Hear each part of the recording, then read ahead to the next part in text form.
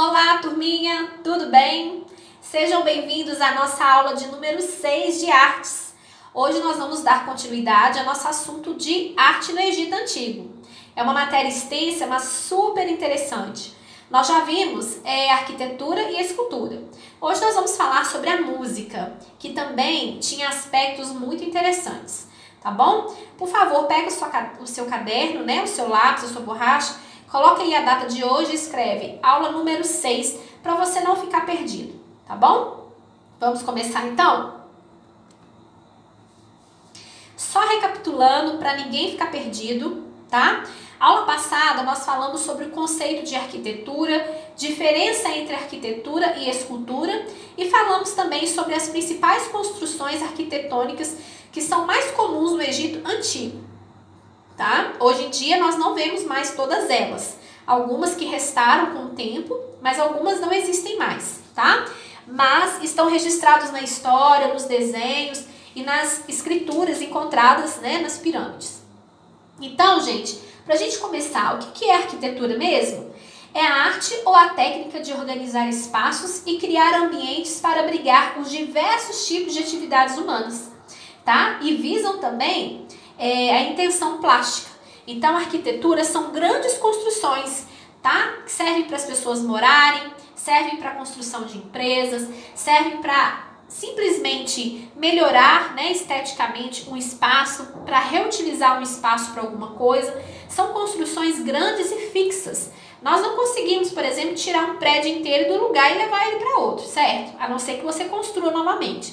Então, as arquiteturas, elas são grandes construções. Tá? E a diferença entre arquitetura e escultura?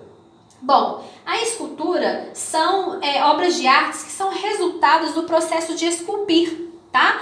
Então, são construções menores, são artes menores. Você pode tirar ela do lugar ou não, né? Transportar de lugar. Você pode ter ela dentro de uma casa, você pode ter ela em cima de uma estante. A escultura tem de vários tamanhos, de várias formas diferentes.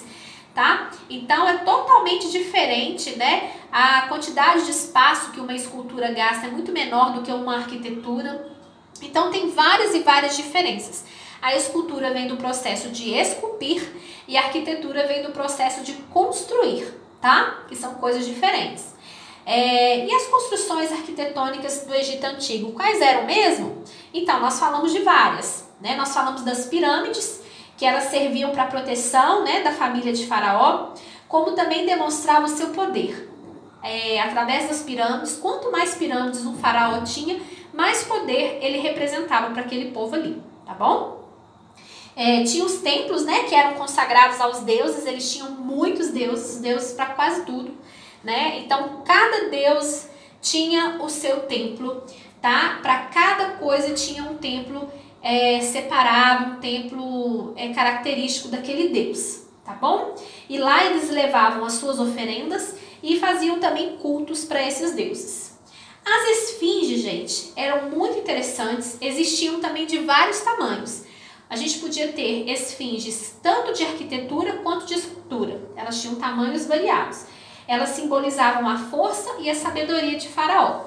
Se a gente lembrar, as esfinges que tinham cabeça de Faraó simbolizavam a sabedoria do semideus do povo, né? Porque Faraó era considerado um semideus daquele povo. E o corpo de leão simbolizava a força de Faraó. Ou seja, através daquela construção, ele deixava claro para o povo que ele era o líder absoluto e que ele não deveria de forma alguma ser contrariado, tá? Os obeliscos eram monumentos comemorativos em homenagem ao deus Ra, que era o deus Sol, que eram aqueles grandes monumentos que lembram muito o pirulito da Praça 7, não sei se vocês já viram. Eram construídos em vários pontos da cidade e às vezes nas entradas também das cidades e perto dos templos para agradecer as colheitas, para pedir proteção, tá? E para cultuar ao Deus Sol. Então, todos esses monumentos que eu falei, todas essas arquiteturas fazem parte da arquitetura e da escultura do Egito Antigo. Existiam outras coisas? Sim, mas essas são as principais daquela época. Combinado? Então, agora que a gente já deu uma relembrada do que eu falei, é claro, né, gente, que lá na aula 5 tá explicando com muito mais detalhes, estou mostrando fotos aqui, eu só vou lembrar pra gente dar continuidade na matéria, para você não ficar perdido. Mas quem não assistiu, gente, tem que ir lá assistir, porque senão vai perder a continuidade na matéria, combinado? Então vamos agora falar sobre a música. Gente, a música no Egito Antigo, de acordo com relatos, né, que foram encontrados, os egípcios, eles eram verdadeiros amantes da música, tá? E eles usavam, gente, a música para quase tudo na vida deles. Eles gostavam mesmo de música, eles eram até muito bons em fazer eventos com música, tá? Eles usavam a música em cultos, em reuniões caseiras, usavam a música para agradecer pela colheita, para realizar funerais, tá? E em diversas outras coisas. Alguns instrumentos musicais, gente, que nós conhecemos hoje, já existia há muito tempo no Egito. Claro que a estética, né, o modelo desse instrumento naquela época era muito diferente do que nós temos hoje. Mas muita ideia de instrumento que nós temos hoje foi criado lá no Egito Antigo ainda, tá? E hoje também, claro, é feito com materiais diferentes, né? Mas os nomes continuam os mesmos e a forma de tocar também. Então nós temos, por exemplo, aí, olha, vários instrumentos daquela época. Nós temos a harpa, né? Nós conhecemos a harpa, mas naquela época ela tinha sempre a cabeça de um faraó ou a cabeça de um deus que eles acreditavam, tá? Uma cabeça de uma sacerdotisa na ponta dessa harpa e ela era bem grande. Temos o trígone, que nós não vemos mais esse instrumento, mas ele já foi encontrado resquícios dele, tá? Tem inclusive em museus aí pelo mundo trígones, né, que foram encontrados em escavações. A lira, eles tinham a lira de várias formas, tinha a lira inteira e tinha a lira pela metade, como é o caso dessa daí, tá? Tem aquela lira inteira que parece aquele instrumento que a gente vê anjinho tocando nos desenhos, né, pequenininha, mas tinha ela também pela metade, tá? A flauta vertical, né, ou seja, ela é tocada em pé e ela era muito maior do que essa flautinha que nós tocamos hoje, tá? Hoje nós temos dois tipos de flauta, né, que é aquela flauta da orquestra transversal e nós temos a flauta flauta doce, que é tocada vertical. No caso deles, era feito de madeira ou de bambu, tá? E era muito maior, era uma flauta bem extensa que eles tocavam em pé. Tinha a trompa, que era feito com chifres de animais, eram usados principalmente em guerras, tá? De uma tribo, de um povo com outro. Tinha um sistro, gente, que inclusive essa imagem aí que foi encontrada numa pintura de pirâmide, uma sacerdotisa, né? Uma deusa sacerdotisa, segurando um sistro, tá? Era um instrumento feito de metal com várias bolinhas de metal penduradas, eles sacudiam, como se fosse um chocalho. Esse instrumento, gente, era muito comum ali no Egito Antigo. Foram encontradas já várias e várias pinturas usando esse instrumento, tá? Outros instrumentos que são típicos de lá, tá, gente, que naquela época eles já usavam, era o pandeiro, inclusive a gente conhece hoje, né? Mas naquela época eles eram um pouco maiores, feito com pele de animais. Hoje em dia é feito com material sintético, porque não pode mais ficar matando animal, né? Graças a Deus, para ficar fazendo instrumento musical, sapato, tambor, né? Mas naquela época eles matavam e era de couro de animal mesmo, tá? O pífaro ou pífano, cada um fala de um jeito, que é como se fosse uma flauta também, só que ela é bem pequenininha, o som dela é bem agudo, porque ela é bem pequenininha e naquela época era muito comum usar o pífaro. A gaita de foles, hoje em dia a gente ouve falar na Escócia, aquela gaita de foles, alguns desenhos animados usam muito a gaita de foles, não sei se vocês já viram. É aquela gaita, né, que tem algumas flautas que sobrem algumas bolsas de couro onde o ar fica lá dentro. Naquela época era muito comum, tá? Aqui no Brasil a gente não vê gaita de foles, muito raro, mas em outros países é muito comum. E lá no Egito Antigo eles já usavam, claro, de um jeito muito diferente, mas eles tinham uma versão deles lá da gaita de foles, tá? A lira aqui embaixo, olha, tem outro modelo de lira, pra vocês verem que interessante como que ela mudava, né, de modelo. A flauta novamente e o tamborim. Inclusive, gente, na Bíblia, né, já se fala sobre alguns instrumentos, né, que já existiam, inclusive desse período aí, do período anterior, né, a Bíblia fala da flauta, a Bíblia fala da harpa, do tamborim, a Bíblia fala de vários instrumentos, né, da corneta, então é muito interessante, tá? Esses instrumentos a gente vê que até hoje a gente usa. Vamos ver aqui o que mais.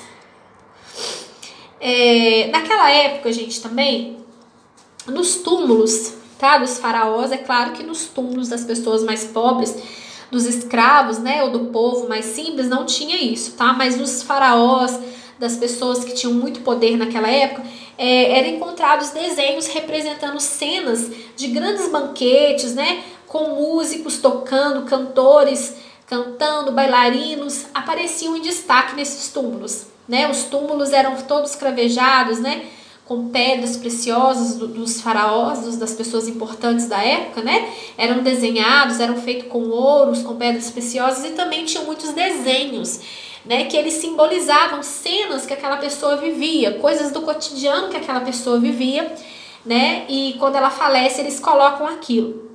Então era comum aparecer músicos, festas, banquetes nos túmulos desenhados, tá? É o caso, por exemplo, desse arpista que tá aí como exemplo.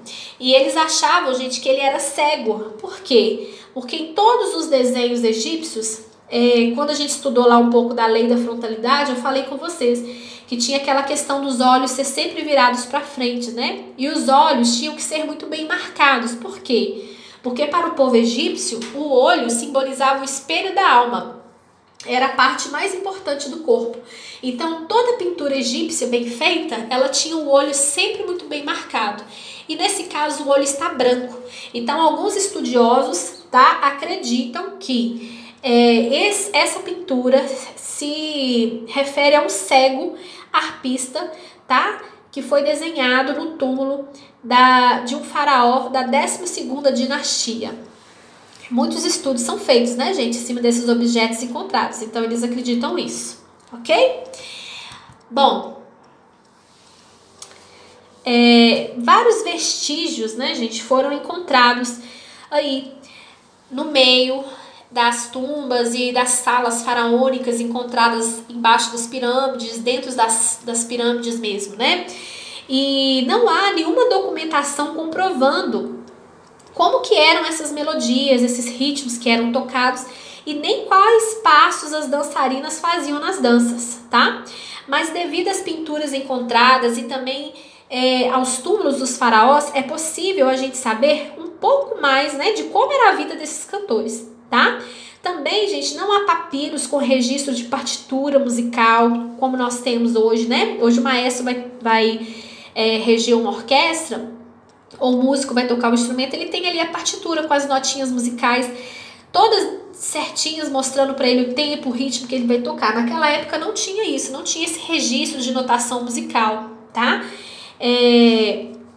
Então, gente, fazendo com que os pesquisadores acreditassem que eles não tinham um sistema musical 100% organizado. O que eles acharam foi vestígios, né?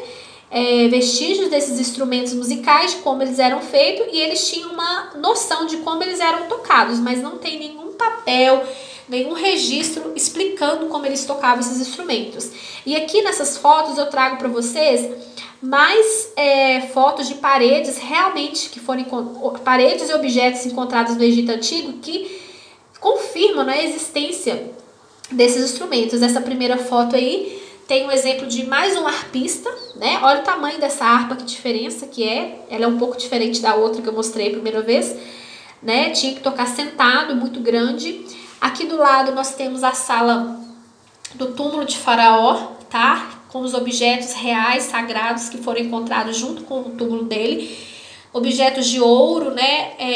Pertences de valor, eram encontrados sacos com comidas, potes com água, tudo porque eles acreditavam que quando ele sobrevivesse, que quando ele ressuscitasse na vida após a morte, né? Lá do outro lado, no além, ele ia ter tudo que ele precisava em favor dele, não ia passar necessidade de nada. Então todas as riquezas, ouro, joias, pedras preciosas eram enterradas junto com o faraó e também foram encontrados vários instrumentos musicais dentro dessas salas faraônicas, tá? Porque eles acreditavam firmemente que ele ia ressuscitar e ia requerer tudo que ele tinha nessa vida aqui, tá? Outra coisa que foi encontrada de muito valor está no Museu do Cairo, é famosíssima, e tem outros museus também que foram encontradas mais de uma, né? inclusive em pedaços, tá, gente? Destroços. Essa daí foi encontrada inteira. É uma flauta, tá? Feita com osso de animal. Essa flauta é verdadeira, tá? Não pode encostar, claro, tem que ter todo um cuidado para ela ficar exposta nesse museu, né? Com luz própria, dentro de um vidro, as pessoas não podem encostar, porque senão desfaz. É um produto de milhões e milhões de anos, um objeto de milhões de anos e não pode ser tocado, tá? Mas está em exposição e foi encontrado e fizeram testes, né? Os arqueólogos, os egiptólogos fizeram testes e constataram que realmente é uma flauta do período egípcio, tá bom? Então vamos para a próxima. Bom, foi encontrado, gente, um documento só egípcio que fala apenas que o canto, a dança e o incenso naquela época eram considerados como alimento para os deuses. Não fala como que era a notação, como eu expliquei para vocês, não ensina como que toca o instrumento. Não tinha nenhum documento sobre isso, pelo menos não foi achado, tá? Qual que é a única coisa que eles acharam no Egito Antigo de documento que, né, feito em papiro, que é esse daí? Essa aí é uma foto real do documento, tá? Que eles acharam. Só fala o quê? Só cita da música o quê? Que a música, no caso o canto, a dança e o incenso, para eles eram considerados como comida para os deuses. Então, por isso que eles usavam a música para tudo, porque se eles acreditavam nos deuses para tudo, então eles tinham que dar alimento para os deuses, era o que eles criam, acreditavam. Então, eles tocavam com ênfase nisso, né, dos deuses não ficarem furiosos e abençoar eles com o que eles precisassem, tá? Esse documento em papiro, gente, ficou conhecido como os ensinamentos de Ani. Ani era também um deus do Egito Antigo, tá bom? Então, aqui eu trago uma outra foto para vocês, né? As melodias e os ritmos a serem tocados eram passados por meio de gestos manuais ou mímicas, através dos quirônomos. Observem, gente, para vocês verem que na frente de um flautista tem uma pessoa fazendo sinais, fazendo mímicas. Essas pessoas eram chamadas de quirônomos, tá? A melodia das músicas e os ritmos, gente, eram transmitidos aos tocadores de instrumentos através de gestos e movimentos das mãos. Esses gestos eram passados pelos quirônomos ou quironomistas. Tanto faz se chamar de quirônomo ou quironomista, tá? Mas eles não eram maestros, apenas auxiliavam os músicos, tá? Em algumas pinturas egípcias é possível encontrar ainda, gente, mais de um quironomista para o mesmo instrumento, tá? Por isso, não eram responsáveis por um conjunto musical só, né, como maestro. Eles apenas indicavam as notas e a sequência delas. Ou seja, hoje em dia nós temos quem que rege uma orquestra? O maestro. Quem que rege um coral de vozes? O regente, né? Então, o regente e o maestro hoje, eles dão sinais com as mãos, indicando se a música tem que subir, se a música vai parar, né? Se a música deve continuar, aponta para alguns instrumentos que devem tocar naquele momento, que devem parar. Então, o maestro, ele serve para dar esses gestos. O quironomista, gente, ele não era um maestro, porque ele não era responsável por um grupo inteiro de músicos, tá? Ele era responsável por um músico só.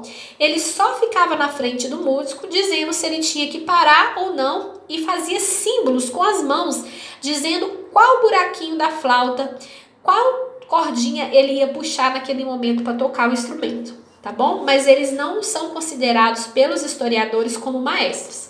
Eles ficavam apenas gesticulando o que tinha que fazer. O maestro hoje em dia faz muito mais coisa que o quironomista. Então ele não é considerado, mas ele ajudava os músicos, tá bom? Ele dizia para os músicos em mímica o que eles deviam fazer. Combinado? Gente, interessante, né? A gente nem imagina que tem tanta história por trás da música egípcia. A gente só ouve falar de alguns instrumentos, tal, mas tudo tem um contexto histórico, tudo tem um porquê, né? Tem uma cultura diferente, é muito legal a gente conhecer culturas diferentes, né? Bom, e sobre o canto, né? Cantar para eles, gente, era um elemento fundamental, tá? Por exemplo, os ritos associados com a agricultura, né? As mulheres naquela época iam plantando e colhendo as plantações, né? Os alimentos que eles plantavam, cantando, tá? As ceifeiras, né, poderiam cantar um lamento, acompanhado por uma flauta, para expressar a sua tristeza pelo primeiro corte da colheita, ato que se pensava simbolizar um ferimento em Osíris, o deus da vegetação. Então, naquela época, se acontecesse a época da colheita, por exemplo, e eles não conseguissem uma boa colheita, as mulheres cantavam músicas tristes, às vezes acompanhados de flautistas, outras vezes não, simbolizando, né, a tristeza delas, porque elas acreditavam que se elas não tivessem boas colheitas, significava que o deus Osíris, que era o deus da vegetação, estava ferido ou estava bravo com eles, tá? Isso é história. Então, por isso que elas usavam o canto, tá? Elas cantavam muito também, mas cantavam em festas e outras coisas também. Aqui está falando especificamente do canto das ceifeiras, que é muito interessante saber sobre isso, tá bom?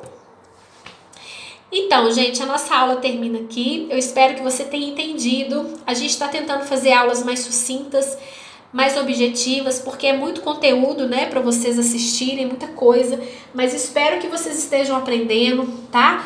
Não deixe de participar das nossas sessões no Zoom. Gente, lá no Zoom é um espaço específico para tirar dúvidas. Lá no Zoom eu não vou dar a aula toda de novo, porque não dá tempo, certo? São 40 minutos, não dá tempo. Mas eu estou lá para tirar dúvidas. Então, quando você assistir às aulas, se você tiver dúvida, professora, não entendi isso, anota no seu caderno, vai lá na sessão do Zoom da nossa semana, né? Encontra comigo lá no seu horário, que você já sabe, e faz a sua pergunta, tá bom? Então é isso, gente. Um grande abraço para vocês. Eu desejo que Deus abençoe e guarde cada um de vocês, tá bom? Um grande abraço.